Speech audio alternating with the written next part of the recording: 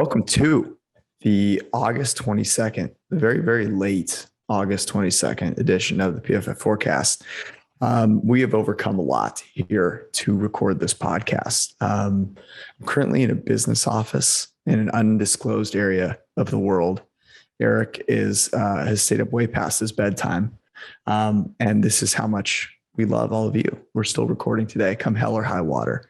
We're going to talk about what the 49ers look like with Jimmy G as a quarterback, starting quarterback, what the Jets, why people who were sleeping on the Jets are all of a sudden hopping on the bandwagon, and a little bit about pressures and the Pareto principle. So it's going to be a lot of fun. Let's rock.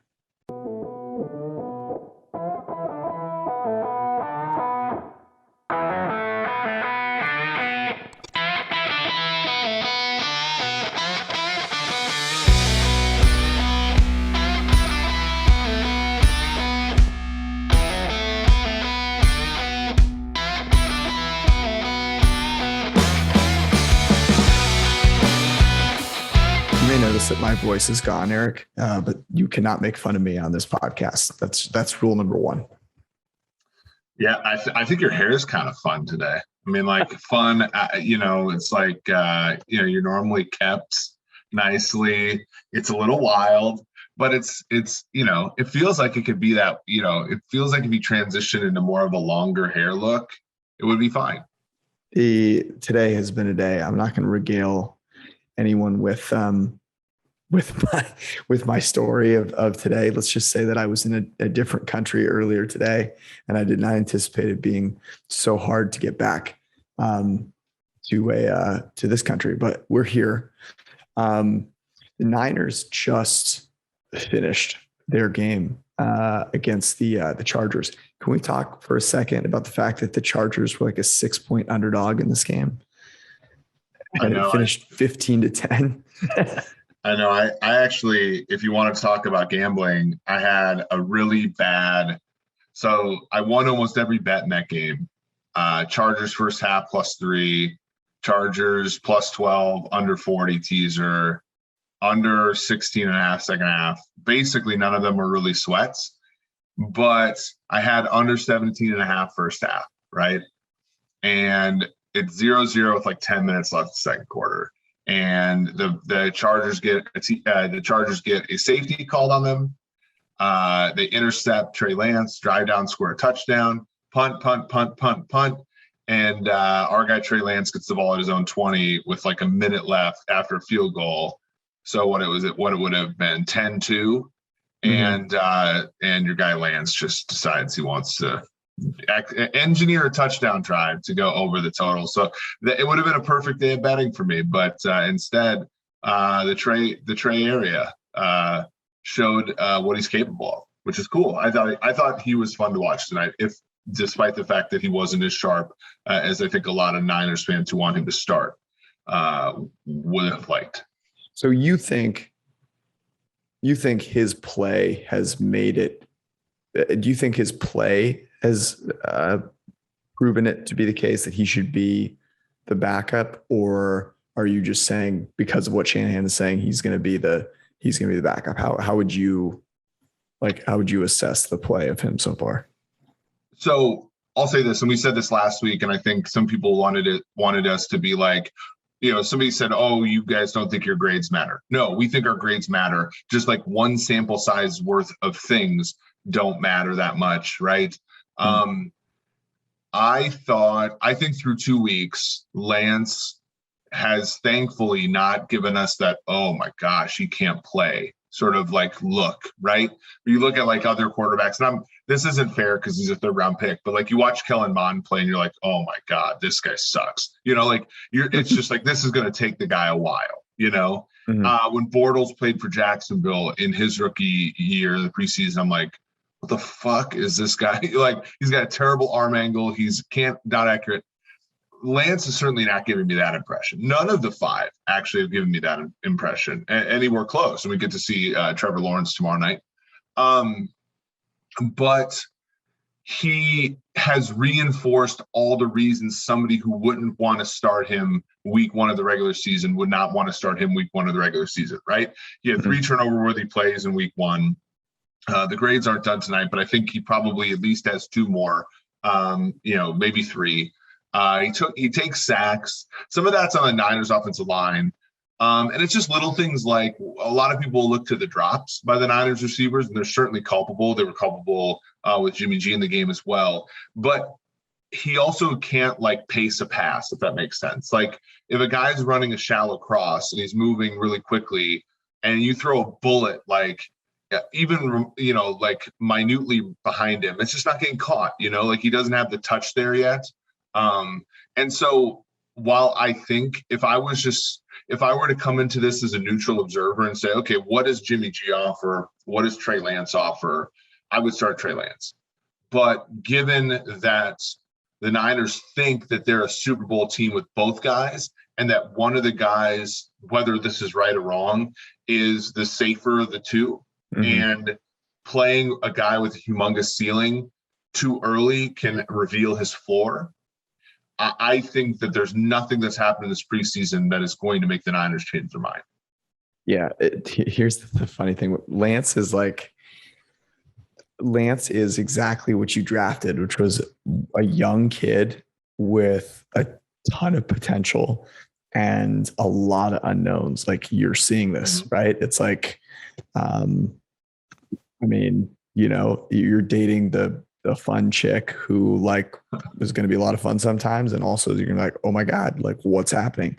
Among the rookies, most sacks, most turnover worthy plays, most drop passes, he's 13 for 29, but I think has 7 drops.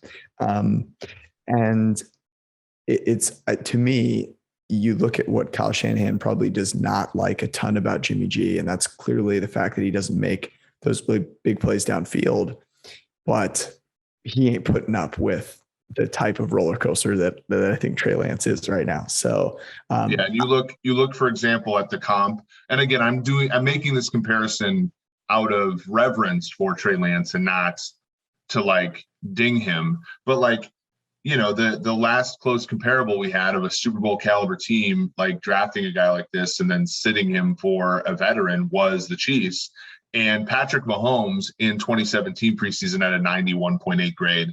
He only had 3 turnover worthy plays and 8 big time throws. He was just, he was different. And, but also very erratic's the wrong word, but also very just a lot of plays you're oh, that's why he's got a city. And you know what I'm saying? And did you notice that the lights just went out on me, by the way?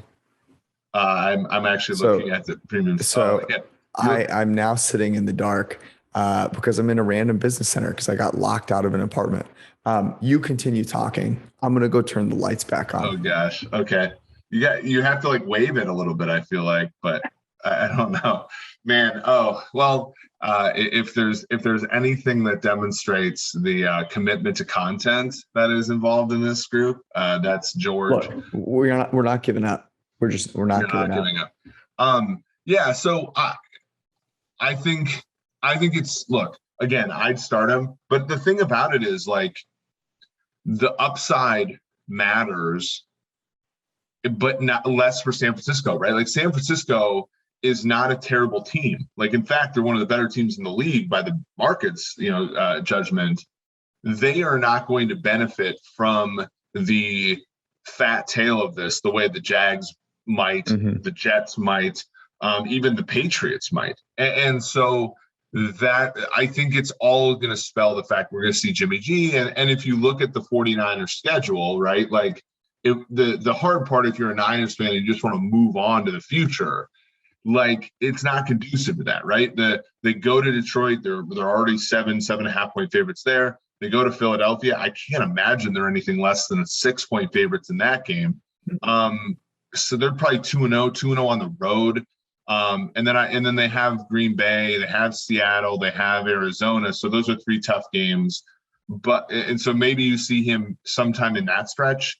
But if they like pull off a game or two there and they're at home for two of them, and the easiest one of those three is on the road, which is Arizona, like when do you see Jimmy G lose his job to anything other than injury?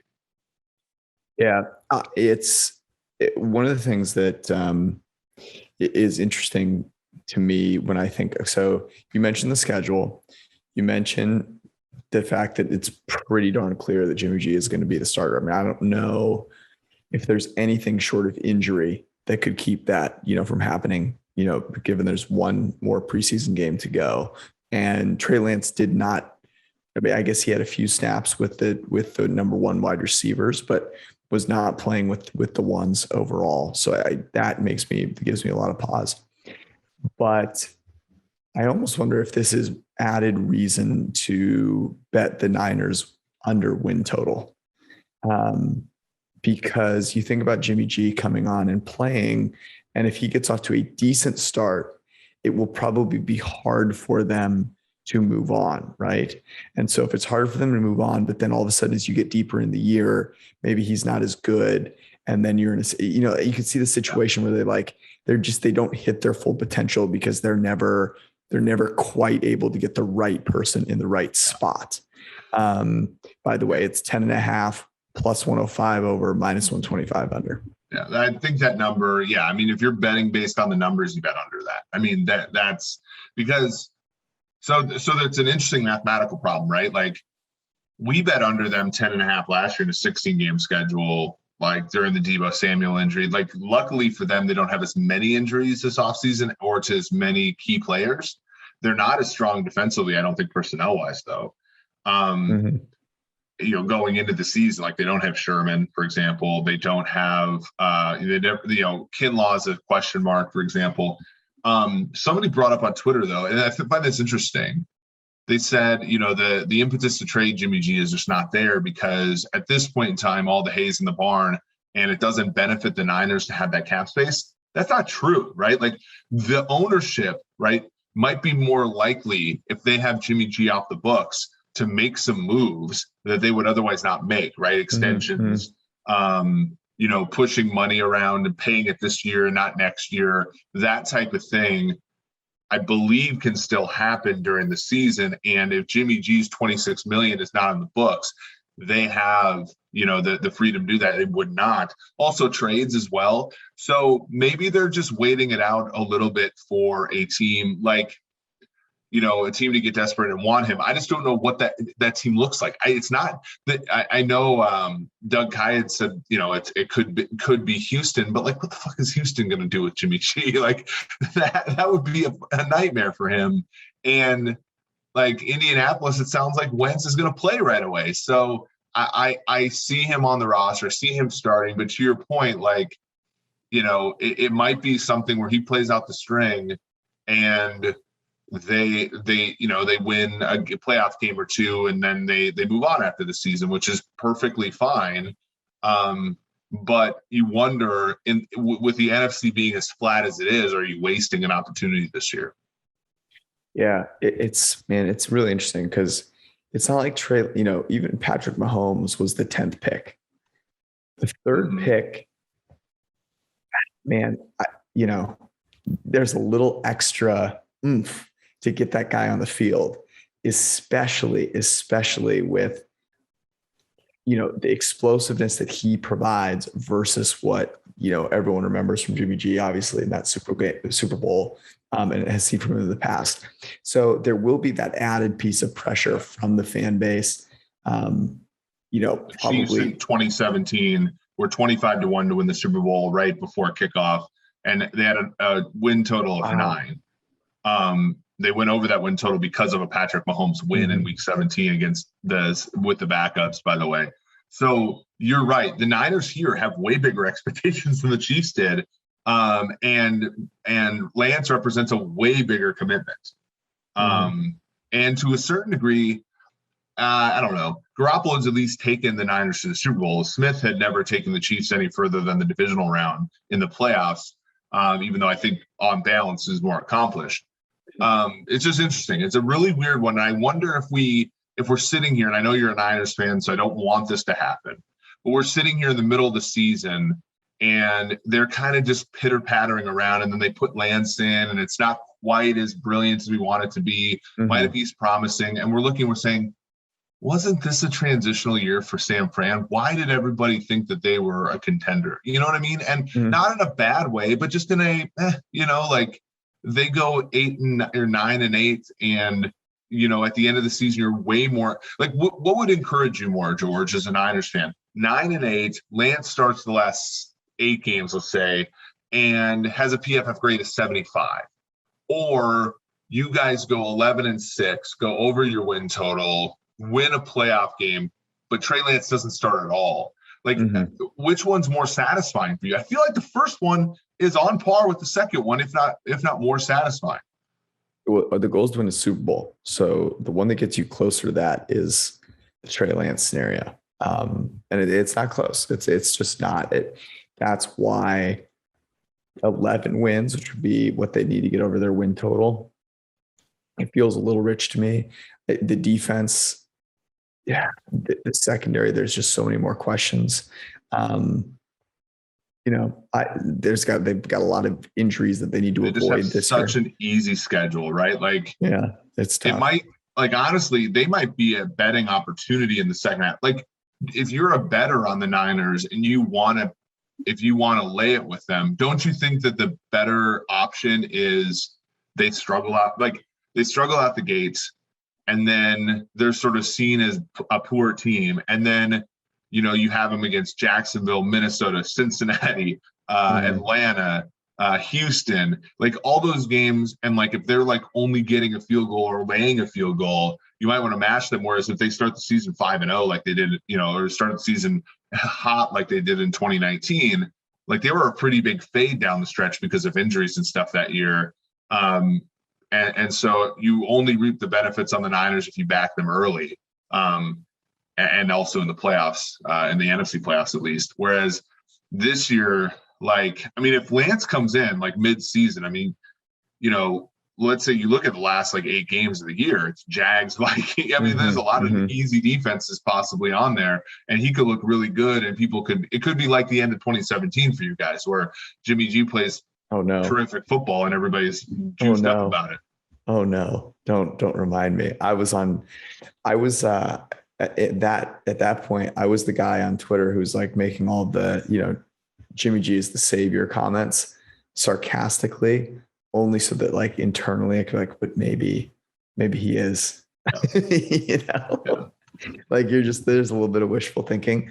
Let's get to some of the other guys here in just a second. We'll talk about Wilson and Jones here in a second, but big news here, 30% off all PFF subscriptions right now at PFF.com with the code. What is the code? I need to find the code here.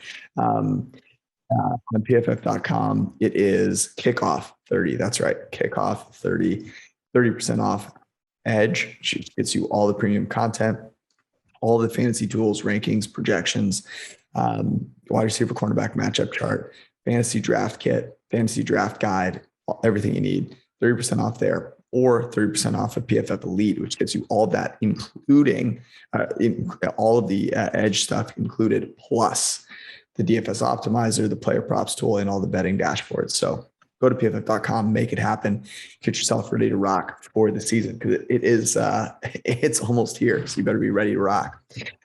Also, Fantrax. How did your Fantrax draft go? The college football one, great. Yeah. I used our PFF data, by the way, which is available both to subscribers. So, for the college football season, we already ran our week 0 projections for college football for DFS as well. Things are cooking, George. Maybe we give some of those out to some lucky forecast listeners. Let them test some of the college football goodies.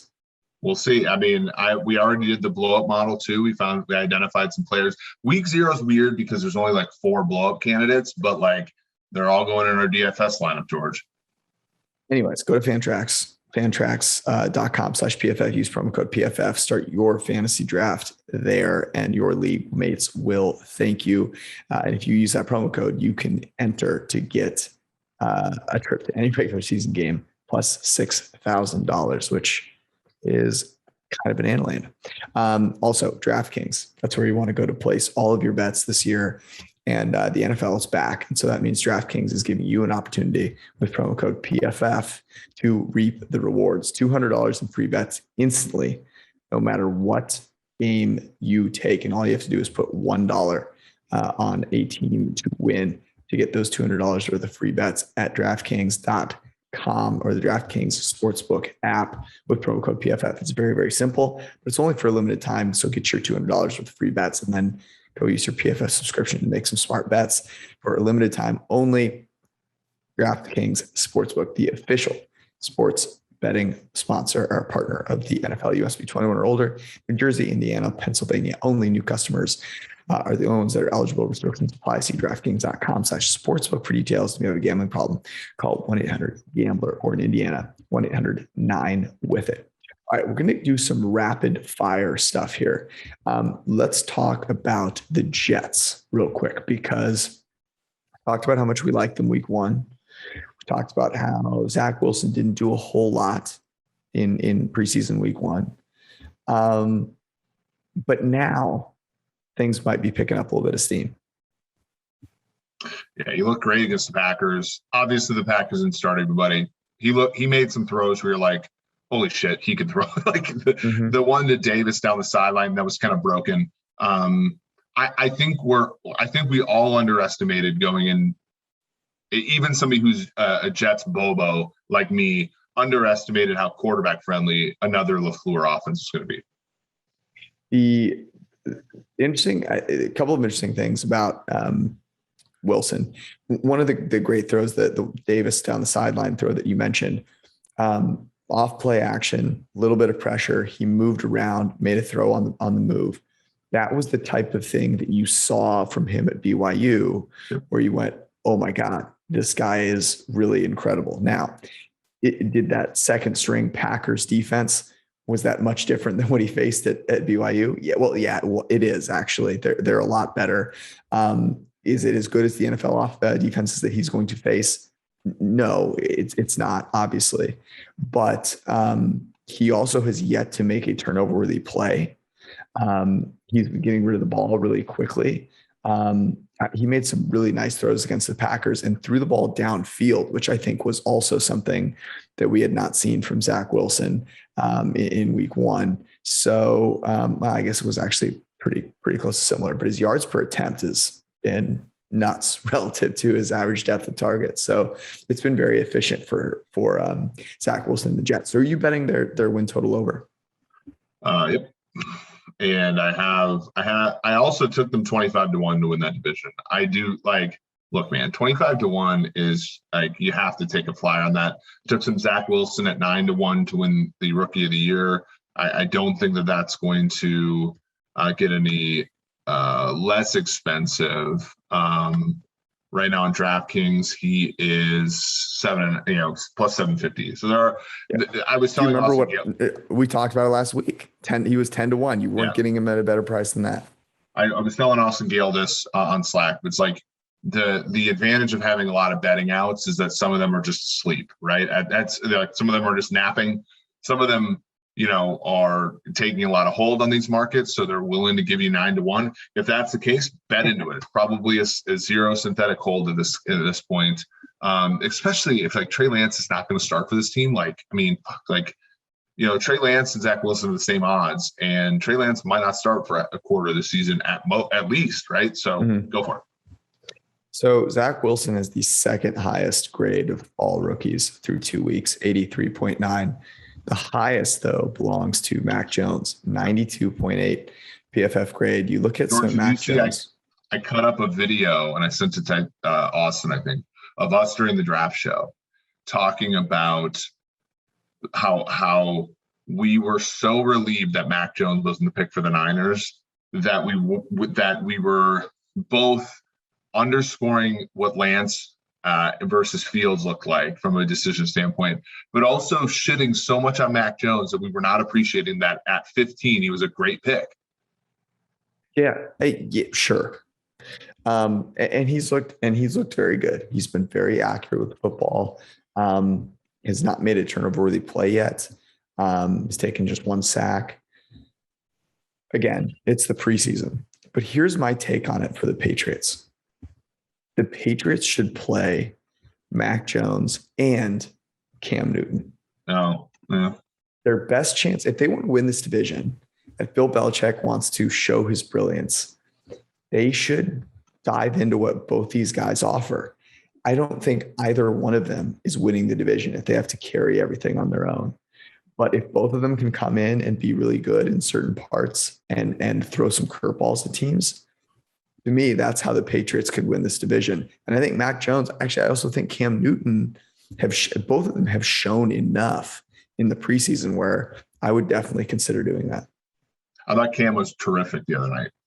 He was awesome. And the question is when do the wheels come off? It always is. The thing with Mac Jones, and I know we're going to finish this up quickly. The thing with Mac Jones is that you do not benefit from the higher ceiling by not revealing his floor. I think Mac Jones's floor is high. So Timo was discussing this with me in Slack. It's like, there's no benefit to sitting him. There really isn't. Mm-hmm. Like he just get your 8 WAR out of the contract, get a humongous surplus value, and move on, because he's already better than most of these like kind of middling quarterbacks, and you're paying him like $4.5 million. Just grind out the surplus value now, and work with that.